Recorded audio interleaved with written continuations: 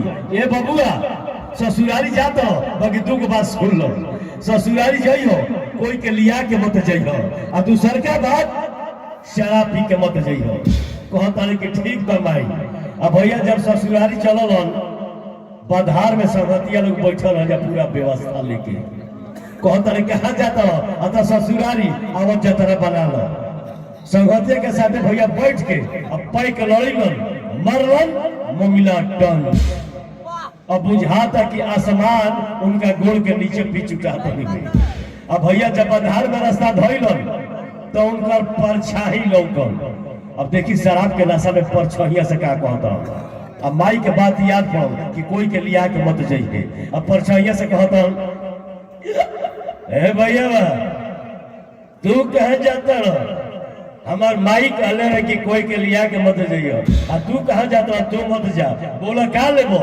कुर्ता फुल pant लेबो, मुड़ी हिलैलन परछाई हिले लागल तो जाना तर के कुर्ता फुल पैंट मांगत में। भैया कुर्ता फुल पैंट खोल के अब परछाइया पर फेंक देलन, आ आगे चलन तो फिर परछाई लोग कहता सुनो कुर्ता फुल पैंट ले लो, अब हमारा भी 2 गो सामान बा, एगो गंजी बा एगो काछा बा, यही काछा से हमार पाछा कंट्रोल बढ़ुए।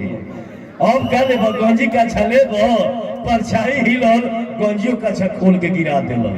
भैया पूरा शरीर के ओवरवाइलिंग हो गई। अरवल जिला के नक्शा साफ दिखाई देने लगल। अब बेचारे सोचा था कि ससुरारी कैसे जाए, और हरिया रात भइल तब बेचारे ससुरारी पहुंचलन। और ससुर के कपड़पोख मकान रहे, और खपड़वा के ऊपर बड़का बड़का लौका फर रहे। भैया पाहुर पिछुटी में चढ़ के और लौका के लतर में घुस के और पेटकुनिए सूत गइल। आ साली बतियाओ तारी घरे माई दशहरा चढ़ल बढ़िया मन करता कि लौका के बचका बनाई। तो सास कहतरी हाँ हाँ बसिया जो लौका तूर के ले आओ। अब देखी भैया पाहुन के जतरा खराब, जौना खापड़ा पर पाहुन सुतल बनल वही खापड़ा पर साली मीठा हसुआ लेके आयन हरिया में चढ़ली, आ चढ़ के टोह तारी की कौन लौकवा काटी। आ पाहुन वही पर पेटकुनिए सुतल बनल, टोह तो पाहुन के कहतरी की कहता लौका फर पड़ी। कहतरी माई रे माई ना रे कहता जाके लौका बारे। तो सास कहतरी छोटे बुचिया उ लोग के मत कटिए, अतः क्या है अतः उ लोग के बिया खातिर छोड़ ले बानी।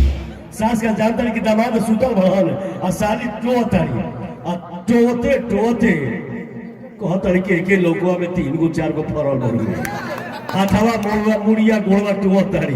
अब भैया हंसुआ के पेट रहे तो निठाहे रहे, अब पाहुन पेटकुनिए सुतल बनल और टोत जब हंसुआ के पेट रहे पाहुन के एथिए में एथी हो गई।